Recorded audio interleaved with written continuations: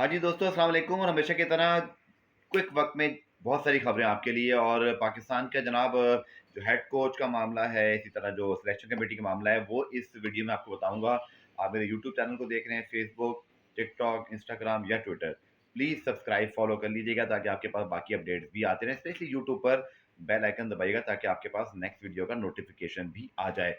जनाब पाकिस्तान का टी20 स्क्वाड जो है वो अनाउंस होना था लेकिन फिर कुछ ताख़ीर मुझे लग रहा है हो गई है। इस वीकेंड तक हो जाना चाहिए था लेकिन फिर शायद जो हेड कोच का मामला है ना, उसमें मुझे ये पता चला है कि कुछ ताख़ीर यूँ हो गई है कि जो पब्लिशिंग हुई है और सारा कुछ है उसके लगता नहीं है कि यानी गैरी कर्स्टन जो कि वनडे और टी20 के लिए पाकिस्तान के हेड कोच फाइनल हुए हैं और जैसन गिलिस्पी जो कि टेस्ट बॉल क्रिकेट के लिए। तो लग नहीं रहा कि जो गैरी कर्स्टन है वो न्यूज़ीलैंड के खिलाफ सीरीज़ से पाकिस्तान टीम को जॉइन कर सकेंगे। तो इसके लिए अभी के इंटरिम प्लान पाकिस्तान का ज़ेर गौर है और हमेशा की तरह जो पीसीबी के अपने सिलेक्टर्स या जो एनसीए के लोग होते हैं, उन्हीं को हमेशा प्रेफर्ड किया जाता है। ऐसे ज़माने में अब्दुल रज़ाक और सकलैन मुश्ताक आए थे, मोहम्मद यूसुफ। तो इस बार भी मोहम्मद यूसुफ जो है वो हेड कोच के लिए ज़्यादा मजबूत उम्मीदवार इस वक़्त दिखाई दे रहे हैं। जबकि अब्दुल रज़ाक जो कि सिलेक्शन कमेटी में है और अब्दुल रहमान साहब जो कि पाकिस्तान के नंबर 1 डोमेस्टिक हेड कोचेज़ में शुमार होते हैं। मुल्तान सुल्तान के हेड कोच भी हैं, उन्हें जो है वो कोचिंग स्टाफ में लाए जाने का इम्कान है। और देखिए अब किस टाइम अनाउंसमेंट होती है, शायद मे बी कि मंडे को अब हो जाए या कल या आज भी संडे के दिन भी पॉसिबिलिटी हो सकती है, लेकिन शायद मंडे, ट्यूसडे तक तो ये ऐलानात हो ही जाएँगे और फिर पाकिस्तान को न्यूज़ीलैंड के खिलाफ सीरीज़ की तैयारी भी करनी है। तो इसके अलावा अगर आपके ज़हन में कोई सवाल है, टी20 स्क्वाड में देखिए मैं आपको बहुत सारी चीज़ें बता चुका हूँ। उस्मान खान और जो आपके इरफान नियाज़ी हैं, पीएसएल के बच्चों में से ये दोनों ज़रूर आ रहे हैं जो टॉप परफॉर्मर थे। इसके अलावा आमिर इमाद होंगे जो आप लोग बार-बार पूछते हैं, उस्मान खान ने मैंने आपको बता दिया, नई ओपनिंग जोड़ी पर आप लोगों ने पिछली वीडियो में सवाल किए थे, मैं क्विकली वो बता देता हूँ कि बाबर आज़म और साइम अयूब ओपनर्स होंगे, रिज़वान नंबर 3 पर, उसके बाद फ़खर जमान, उस्मान खान भी कहीं न कहीं ट्राई आउट होंगे और अगर अगर फ़खर जमान फिट हो गए मुकम्मल। और इसी तरह नीचे जाके फिर जो है आपके पास इफ्तिखार अहमद हैं, सलमान अली आगा हैं, इसी तरह आपके पास इरफान नियाज़ी हैं, आपके पास शादाब खान हैं, इमाद वसीम हैं, इसी तरह आपके पास जो शाहीन शाह अफरीदी हैं, नसीम शाह हैं और लेकिन हारिस रऊफ़ जो है वो टी20 स्क्वाड में शामिल नहीं होंगे, इंजरी की वजह से उन्हें रेस्ट दिया जाएगा।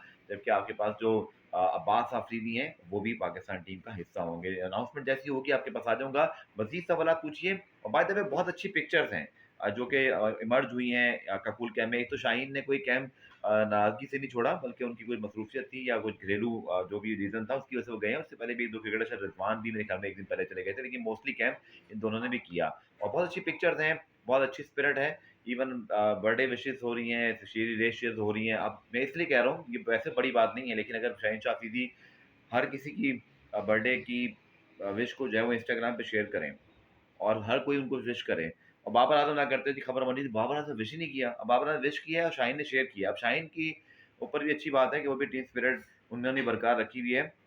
Despite the PCB recent decision of change of captaincy के मैं इसलिए कह रहा हूँ कि बाबर आज़म अगर ट्वीट ना करते और अगर वो कर देते और शाहीन शेयर ना करते, खबरें लग जानी थी।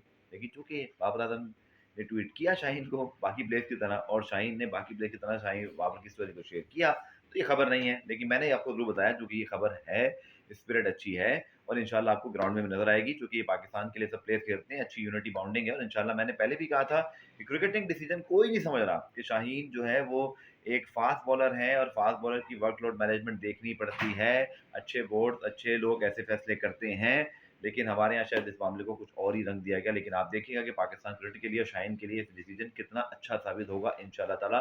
ये मेरी आपसे जो है वो मेरी मतलब प्रेडिक्शन वही रहेगी कि पाकिस्तान वर्ल्ड कप में बहुत अच्छा परफ़ॉर्म करने वाला है और बाय द वे पाकिस्तान का पेस अटैक वर्ल्ड कप में Naseem Shah, Shaheen Shah Afridi, Mohammad Amir, Haris Rauf, Abbas Afridi that going to be total lit मतलब आग लगाने वाला।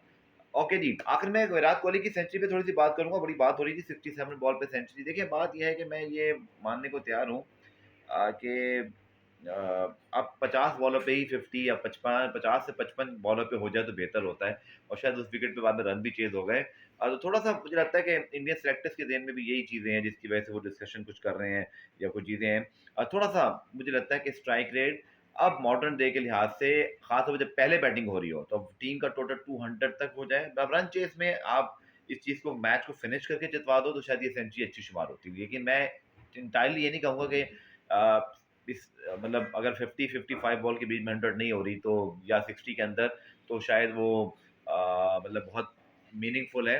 स्टिल 100 इज़ टी20 100 मेरा ये ख़्याल है। बट स्टिल टी20 में क्योंकि बड़ी वैल्यू है, फिर बाद में हमने देखा कि बटलर जैसे खेले और जैसा हमने देखा कि रन चेज़ हो गया और फिर आरसीबी की अब हार भी हो रही है, तो थोड़ा ये कॉन्टेक्स्ट भी है। शायद अगर 3 मैचेज़ जीते होते तो इतनी बात ना होती। आप ही क्या राय है मुझे तो बताइएगा, पर मेरे ख़्याल में थोड़ा-सा फ़ास्ट 100 हो जाता तो बुरा नहीं था, लेकिन इसका मतलब ये नहीं कि टी20 के विराट अच्छे प्लेयर नहीं है, still a fantastic T20 player, please the run Chase. Thank you.